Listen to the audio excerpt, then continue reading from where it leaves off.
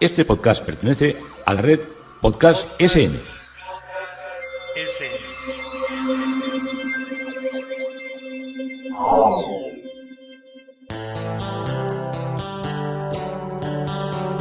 Historia con sentido.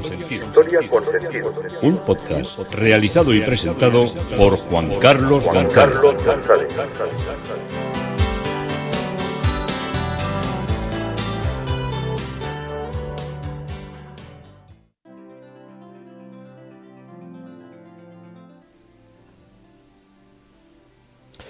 Un saludo a cuantos me escucháis a través de las redes sociales, de Facebook, de Twitter, de mi página web Historia con Sentido y de la red de podcast SM. Soy Juan Carlos González y un día más encantado de poderos acercar un espacio, un recuerdo de la historia. Hoy el tema propuesto es el maestro desconocido. El maestro desconocido nos vamos a referir como último capítulo a otras obras de Rafael Tejeo, de ese gran maestro que nos ha ido acompañando durante estos podcasts y que nos ha acercado a una realidad totalmente desconocida. ¿Dónde están las obras de los pintores cuando no están en los museos y no están en colecciones identificadas? Pues normalmente las obras suelen estar esparcidas a lo largo ya de muchos países. Muchas obras de lo que es nuestra pintura romántica fueron compradas a muy bajo precio por inversores, por aficionados al arte, sobre todo ingleses. Hay una producción muy grande de obras que se compraron y permanecen en colecciones privadas en Inglaterra. Tal vez esto de que haya tantas venga porque como Inglaterra no sufrió una invasión durante la Primera y la Segunda Guerra Mundial, pues se ha podido conservar más patrimonio. Me imagino que muchas se destruirían con bombardeos y otras cosas, ¿no? Pero la gente como que ha guardado más obras. En lo que fue la Europa militarmente escenario de las luchas, como os digo, tanto de la Primera como de la Segunda Guerra Mundial, pues se ha perdido gran parte de lo que son las obras. Es normal encontrarse que en subastas, sobre todo de Sotheby's de Londres o de alguna de las primeras casas de subasta inglesas, aparezcan bastantes más cuadros con referencia a pintores españoles que lo que podemos encontrar en casas de subastas francesas e italianas. De todas maneras, las obras que a veces se subastan en Francia también suelen ser de figuras más en relación, y en Holanda, en Ámsterdam, en todos estos sitios, aunque muchas ya se referencian desde Londres, suelen ser ya de pintores de gran primera fila del Renacimiento, del Barroco italiano o español, y van apareciendo poco a poco. Algunas, no sé, hay gente que dice, todos esos son falsos. No, me imagino que ahora ya hay métodos y medios para llegar con claridad a lo que es la realidad de la pintura. Y varias obras, como estamos viendo, pues de Rafael Tejeo, pues están ilocalizadas, porque como este ya empezaba a presentarse a concursos y a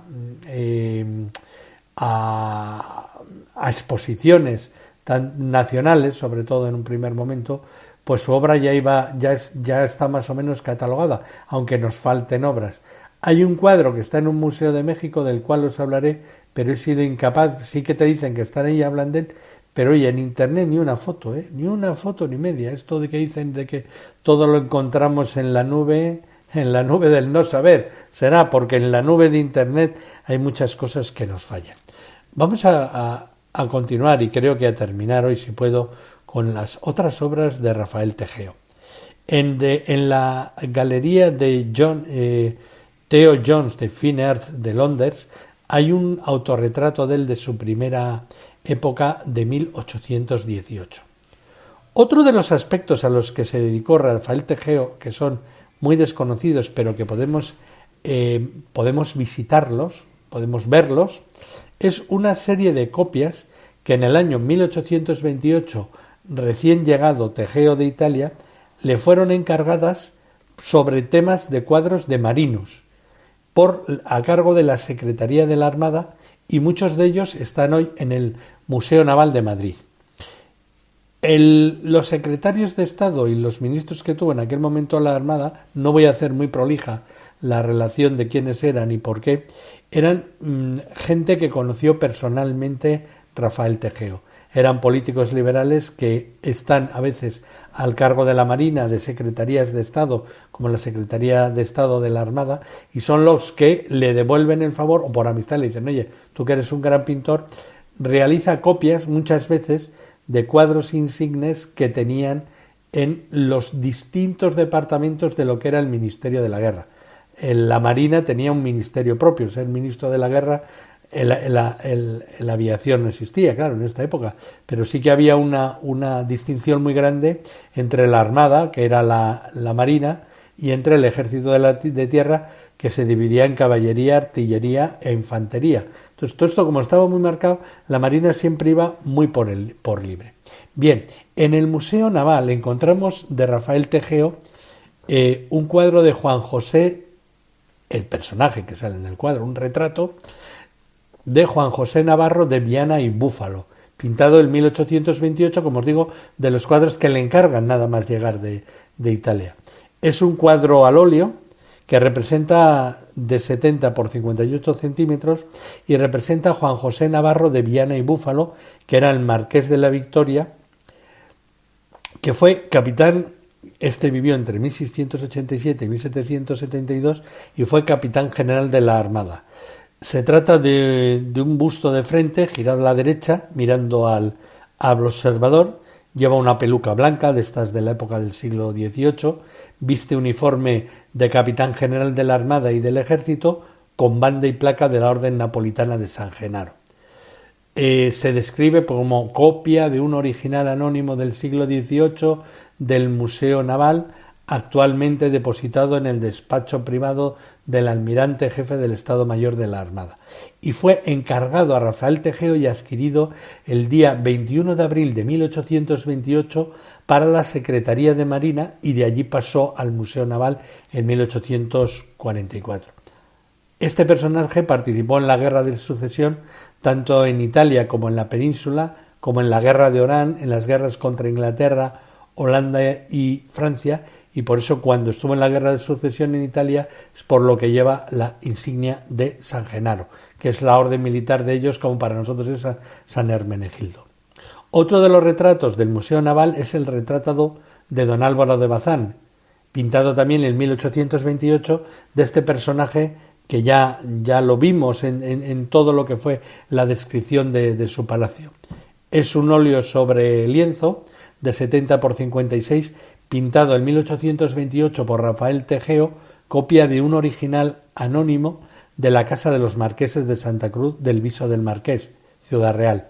Busto con giro de su rostro a la derecha, portando armadura de parada en bronce y dorados con collar y medalla de la Orden de Santiago, y representa a don Álvaro de Bazán, marqués de Santa Cruz, el cual hizo sus primeras armas, como recordamos, un poco así por encima, combatiendo contra los franceses en muros en Galicia en 1543 a la orden de su padre, general de la Armada, y al mando de una pequeña escuadra de 8 velas.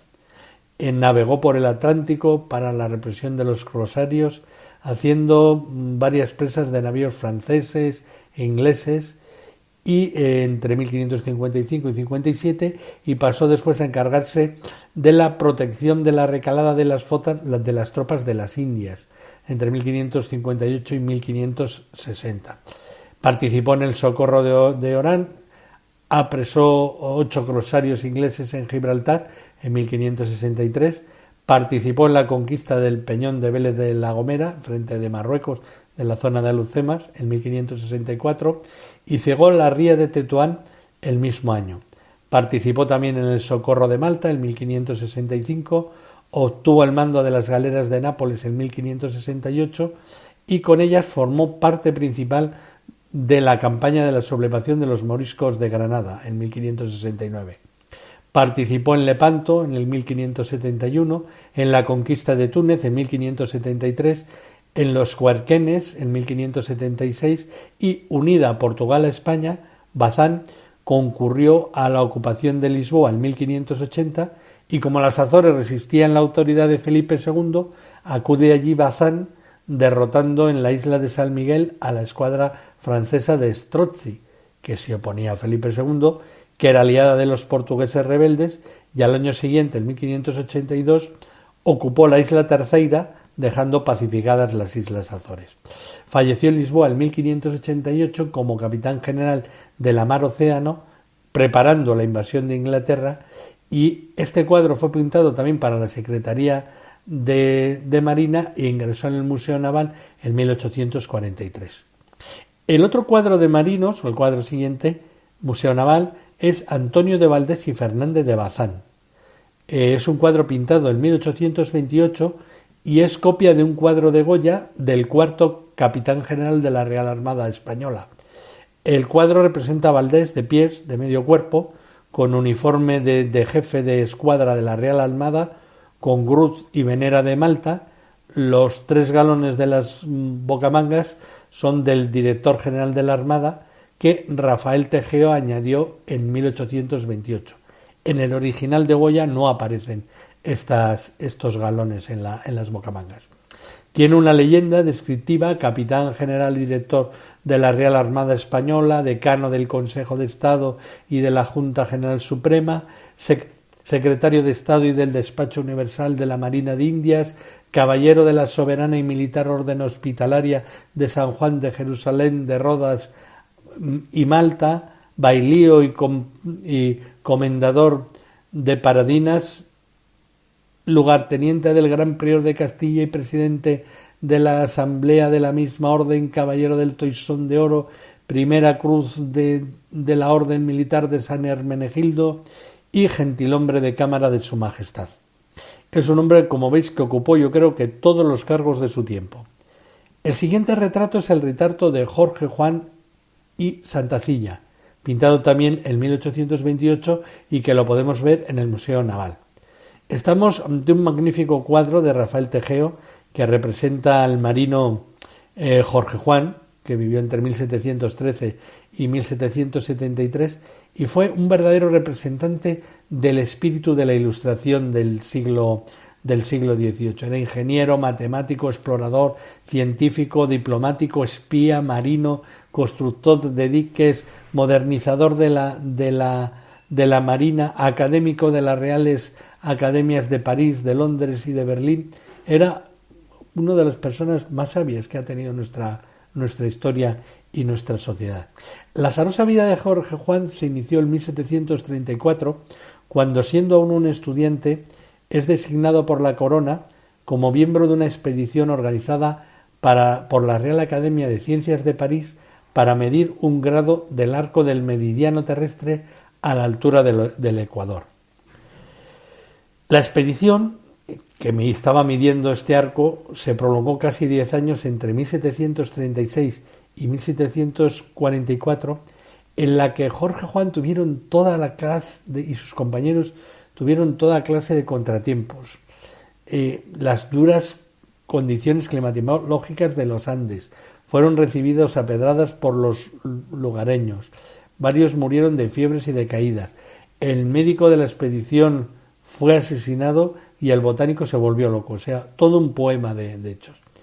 Y tras pasar 19 años en América, Jorge Juan regresó a España como capitán de navío y en 1748 recibió el encargo del Marqués de la Ensenada de viajar a Inglaterra para conocer las nuevas técnicas navales inglesas, con vistas a renovar la flota española. Un año después, y con el nombre falso de Mr. Josué, Jorge Juan se embarcó con destino a Londres con una misión de espionaje industrial y durante 18 meses no solo recogió información sobre los barcos ingleses, sino que también lo hizo sobre la fabricación de paños, sobre matrices de imprenta, sobre armamento, sobre dragas y sobre otra tecnología. Tras salir huyendo de Inglaterra al ser descubierto, Jorge Juan se trajo a 50 técnicos ingleses que le ayudaron a renovar la construcción naval española. Gracias a sus nuevos conocimientos, impuso en los grandes astilleros de Cartagena, de Cádiz y de Ferrol un moderno criterio industrial de división de trabajo y miles de obreros se repartirían las labores en los diques, en los hornos y en los demás talleres, con la idea industrial que robó, porque este fue un espía industrial que robó de Inglaterra. Y sus trabajos siguieron siendo punteros durante años y fundó, por encargo de Carlos III, el Real Observatorio Astronómico de Madrid, que lo podéis encontrar ahí en el Parque del Retiro. Fundó además, con modernos sistemas de estudios, diversas academias y recorrió casi todos los territorios de la corona, fundando las bases de la moderna cartografía. El siguiente cuadro del Museo Naval es el de José Patiño y Rosales. Estamos ante una copia realizada también en 1828 por Rafael Tejeo de un original de Jan Rank. Jan Rank vivió entre 1674 y 1735 para la Secretaría de Marina, que en los años 1840 o siguientes pasó al Museo Naval. José Patiño, que vivió entre 1670 y 1736, nació y se educó en Milán, entrando en el noviciado de los jesuitas, donde prosiguió sus estudios, pasando luego a la casa de la Compañía de Jesús en Roma, llegando a ser catedrático de gramática en el prestigioso Colegio de los Jesuitas de Tívoli en Roma, pero viniendo de una familia patricia milanesa, la vocación se extinguió pronto y regresó a la sociedad secular. En la Guerra de Sucesión se inclinó por la Casa de Borbón, siendo nombrado intendente en Extremadura y dejando una gran fama de su gestión por haber controlado los desastres que produjo la guerra con Portugal.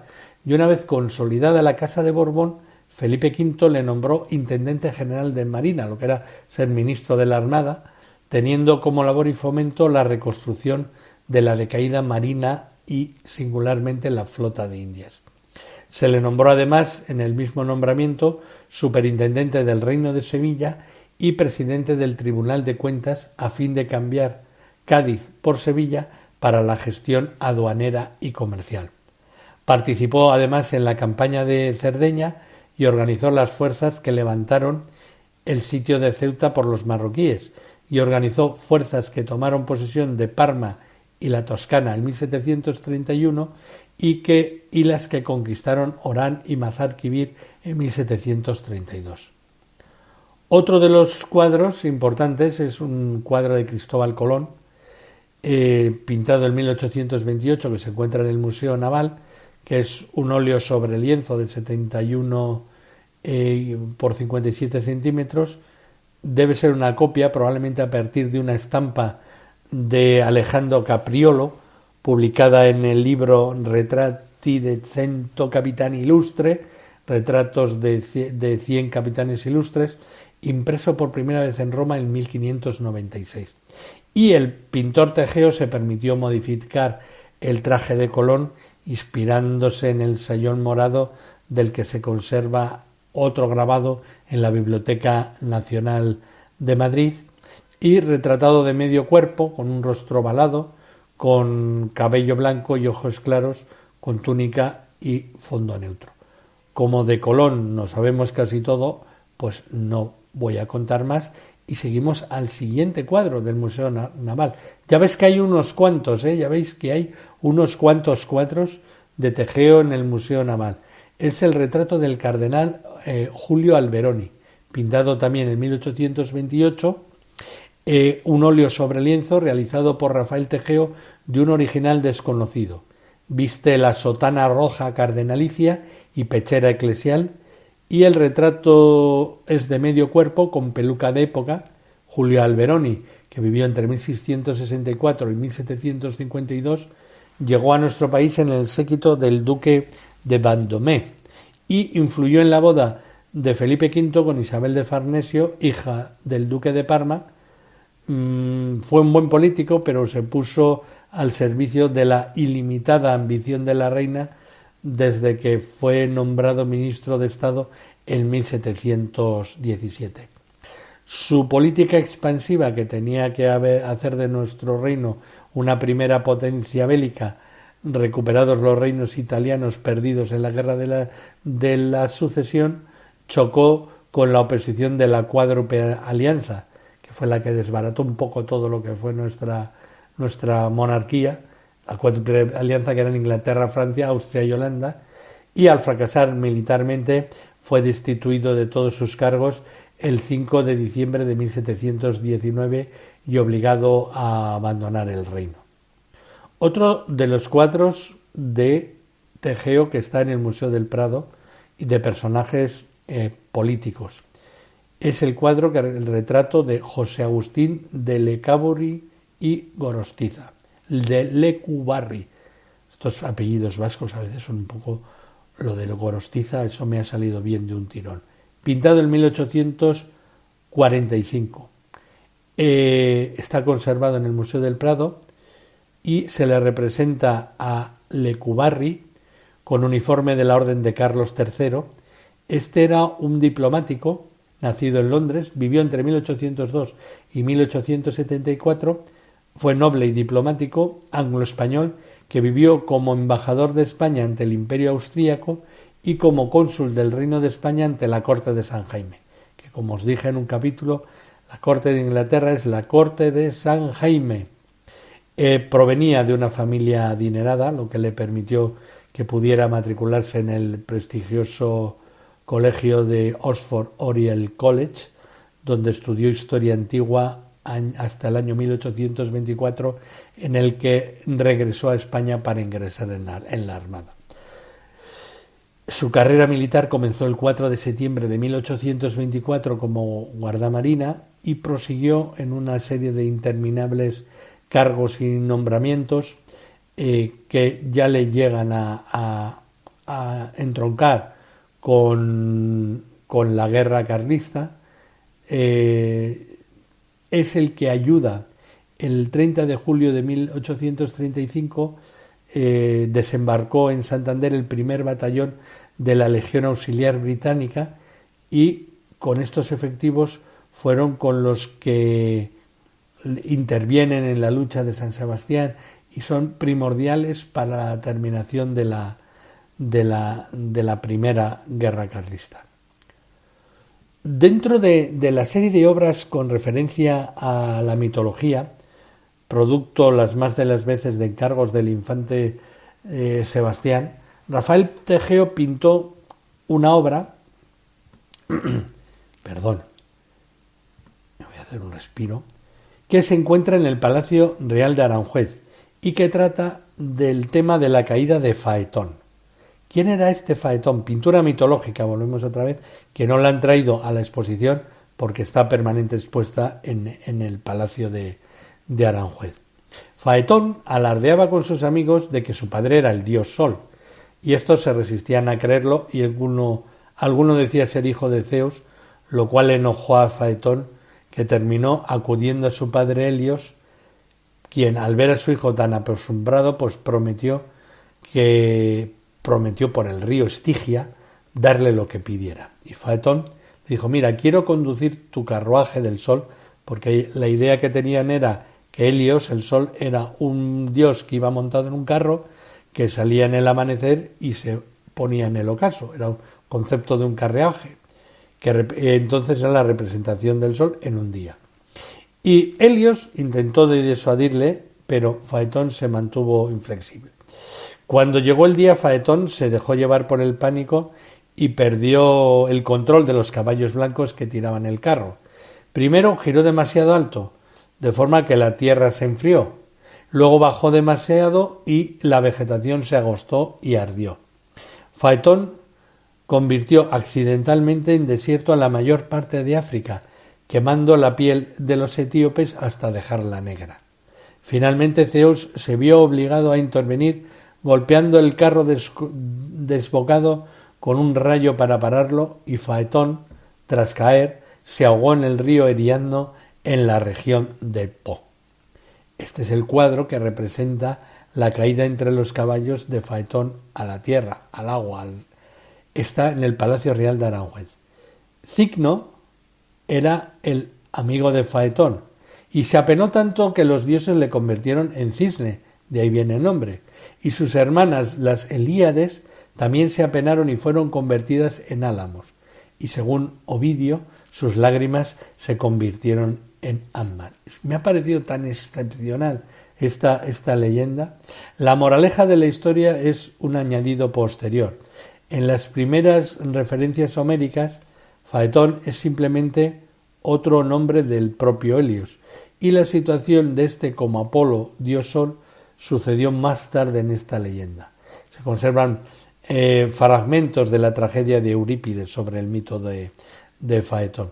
Y el tema de la estrella caída también es muy familiar en la historia de Israel, pues Isaías se refiere a él cuando amonesta al rey de Babilonia por su orgullo. La imagen de la estrella caída reaparece sin nombre en el Apocalipsis de Juan, y en el siglo IV Jerónimo tradujo estrella de la mañana por Lucifer, llevando el elemento mítico de la estrella caída a la mitología cristiana. Otro de los cuadros de tema religioso es la curación de Tobías, pintada entre 1824 y 1827 y conservada en Caravaca de la Cruz. Es un cuadro de aspecto cuasi mitológico, un óleo en lienzo de 2,55 por 3,3, una obra del neoclasicismo, y la podemos encontrar hoy en la Basílica de la Vera Cruz de Caravaca. Fue donada por el propio Tegeo en 1827 y el evento narrativo está tomado de la Biblia, es la curación de Tobías, y el anciano Tobías queda ciego al caerle en los ojos unos excrementos de un ave. Tobías, hijo de Tobib, vuelve a su casa para curar a su padre con el remedio que le ha dado el arcángel Rafael, un pez con el que podrá sanar la vista. Rafael le dijo: estoy seguro de que tu padre recobrará la vista. Úntale en los ojos la hiel del pescado. Este remedio hará que las nubes se encojan y desaparezcan de sus ojos. Tobías, que tenía en la mano la hiel del pescado, se acercó a su padre y le tomó de la mano, y entonces sopló en los ojos y le dijo: ten confianza. Y enseguida aplicó el remedio. Luego, con ambas manos, le desprendió las nubes de los extremos de los ojos, recuperando la vista. Todo este relato bíblico se sitúa en el libro de Tobías 11, 7, 11. Capítulo 11, versículos del 7 al 11.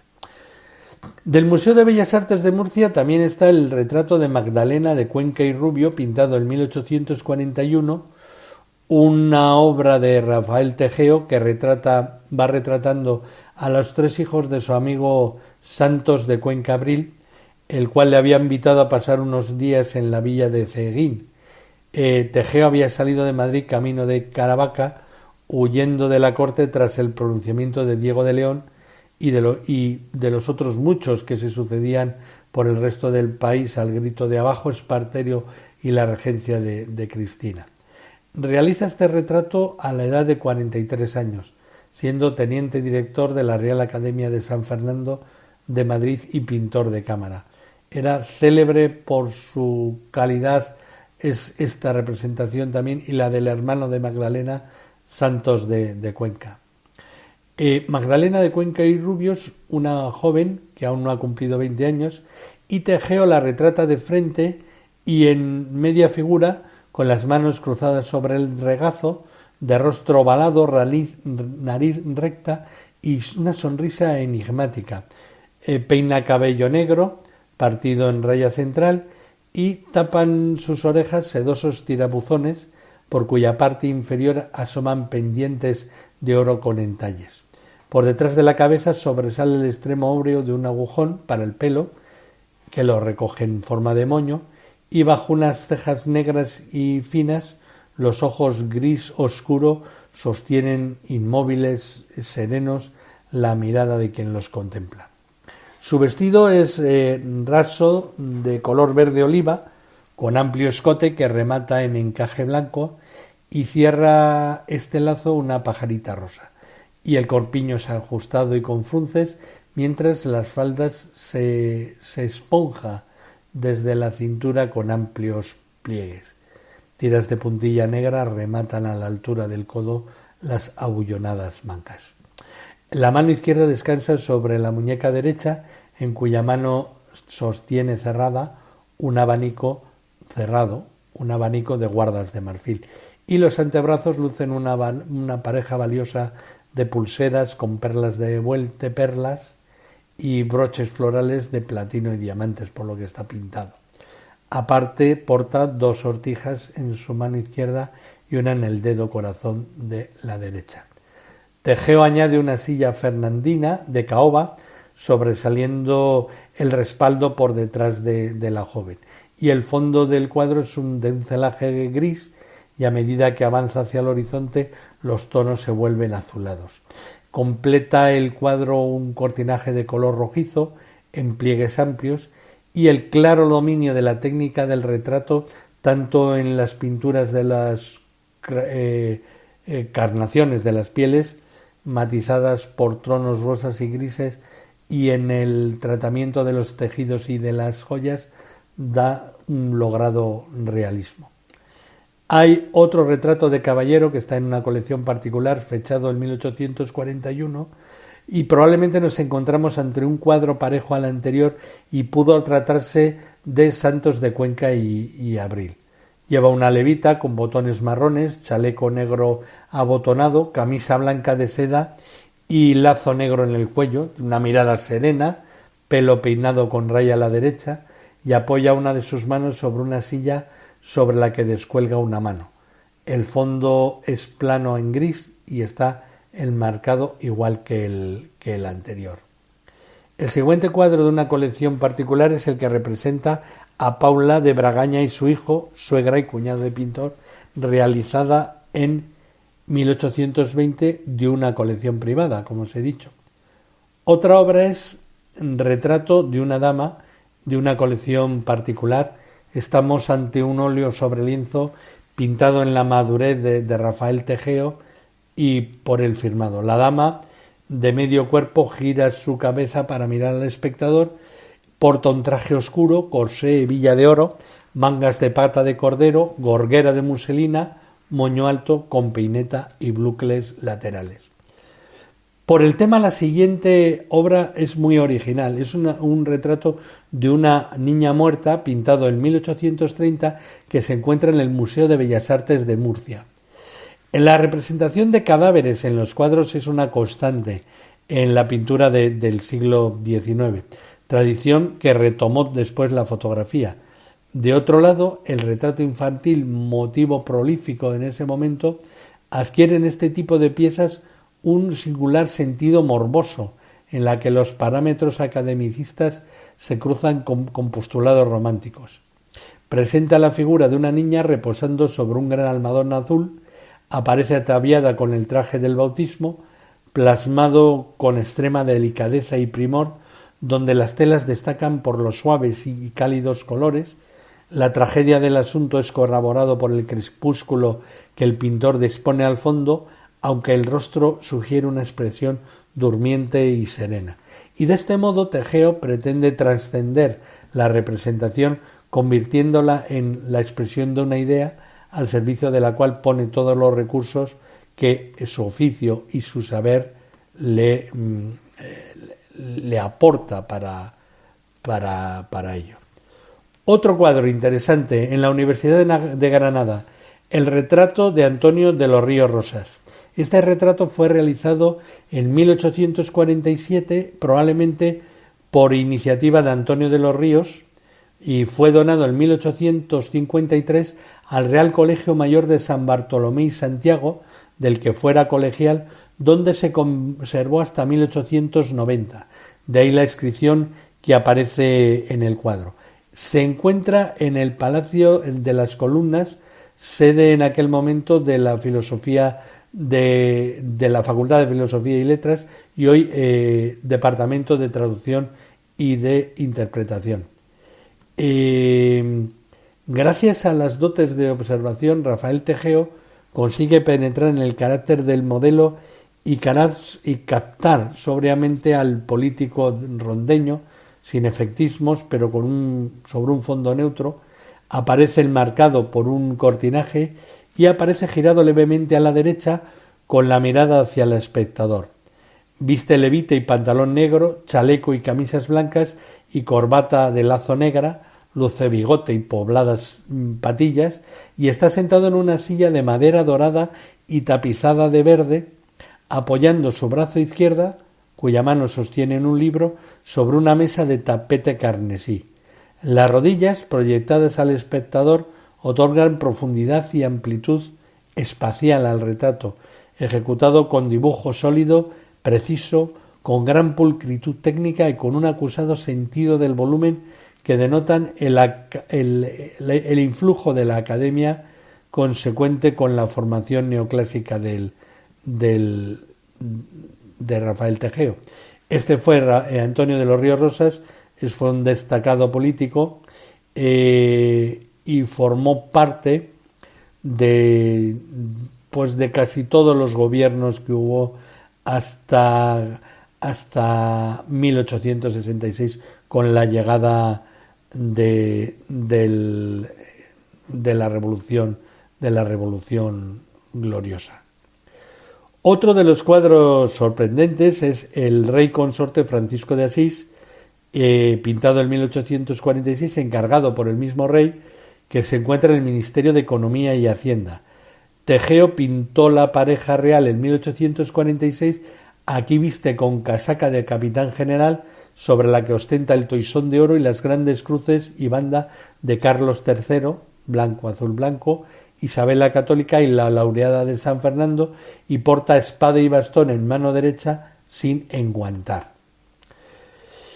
Otro de los trabajos que se encuentra en el Museo del Prado es Héctor reprendiendo severamente a París por su cobardía, pintada entre 1833 y 1856, y que es un dibujo, uno de los pocos conocidos de Tejeo sobre este tema mitológico.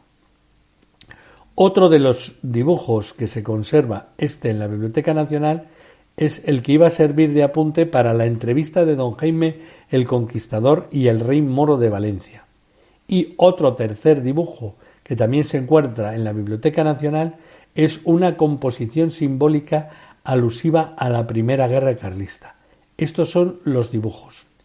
Luego realizó una serie de trabajos para litografías, donde en la Biblioteca Nacional se representa al ilustre arqueólogo y creador en parte del Museo Arqueológico Nacional, Basilio Sebastián Castellanos de Losada, y a la infanta María Francisca de Asís y Braganza, cuyo cuadro también se encuentra en la Biblioteca Nacional. Estamos hablando de litografías. Otro cuadro que está en la Galería Caylus, de tema religioso, es El Buen Samaritano, que está firmado por Tejeo en Roma y que recoge la escena de la entrega de la que es objeto el herido por parte del samaritano. Otro dibujo interesante es el retrato del torero Roque Miranda Conde, que lo pinta en 1843, que es este torero conocido como Rigores, que fue un matador de toros muy liberal, tanto del partido, fue sargento del batallón de caballería de milicias urbanas, muy amigo de Tejeo, y que cuando se llevaron al rey Fernando VII preso por Sevilla, salió a torear vestido con el uniforme de oficial de la oficialidad de las milicias. También en litografía tiene otro cuadro de otro político, Miguel Puche y Bautista, y el último cuadro del que os voy a hablar como cuadro es Cristo pendiente en la cruz, pintado en 1853, probablemente su obra póstuma, que se encuentra en la capilla del cementerio de San Isidro de Madrid. Está recién restaurado. Y luego lo que más me ha sorprendido son un techo de recuerdos mitológicos y bucólicos enorme, pintado o al menos trasladado en 1849, que se encuentra en el Palacio de San Telmo de Sevilla, que forma parte del salón de recepciones de la actual Junta de Gobierno de Andalucía. Las fotos son muy espectaculares, pero muy en altura, así que no he sabido todavía cómo puedo conseguir ni visitarlo, ni poder hacerle fotografías porque probablemente no nos dejen hacerlas. Y luego hay una serie de obras de Tegeo sin referencia gráfica, que es La Magdalena en el desierto, que de 1826, que no he podido encontrar ninguna foto, Isabel II, también de 1853, La agonía de Cleopatra en el Museo Bello de Puebla, México, un San Sebastián, 2 cuadros del señor y de la señora Lefebvre, un grabado de Diego de Alcalá, un cuadro del arquitecto Ayoki y otro cuadro de San Antonio y el Niño. Luego hay una serie de obras que son atribuidas a Tegeo, de caballeros de medio cuerpo, de retrato de caballero, retrato de señora, pero no voy a comentaros más porque ya he hablado de ese gran maestro desconocido que a través de estos podcasts que os he realizado ha dejado de serlo un tanto. El maestro desconocido, Rafael Tegeo, una gran experiencia el conocer sus obras de arte. Yo soy Juan Carlos González y un día más encantado de haberos podido contar esta historia.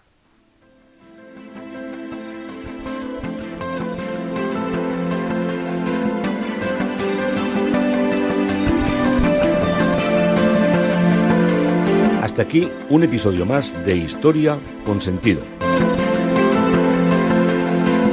El podcast que te habla de historias de la historia, sucesos, eventos, como si el ayer fuera hoy. Síguenos a través de iTunes, Spreaker o iVoox.